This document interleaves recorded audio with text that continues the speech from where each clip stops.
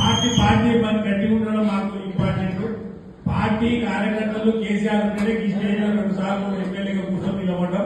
మీకు మంత్రి లేరు, సార్ల మంత్రి లేరు, వాళ్ళు చైర్మన్ లేరు, ఎంపీపీ లేరు, జడ్పీసీ లేరు. ఈ కార్యకర్తల కష్టం కేసీఆర్ గారు ఆ పార్టీ ఉన్నందుకే మనకి ఈ స్టేజ్కి వచ్చినాం. దాన్ని మనం గుర్తుపెట్టుకోవాలి.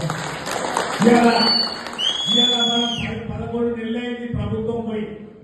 ఇలా ఓన్లీ సన్నాహక మీటింగ్ అంటేనే కార్యకర్తలు ముఖ్య నాయకులు కార్యకర్తలు కూడా ఓన్లీ ముఖ్య నాయకులు ఎంత ఉత్సాహంతో వచ్చారు.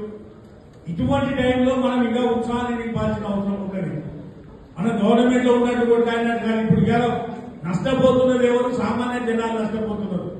నష్టపోతున్నది ఎవరు? వేదిక మీద ఉన్నోళ్ళు కాదు, ఊళ్ళో ఉన్న కార్యకర్తలు నష్టపోతున్నారు.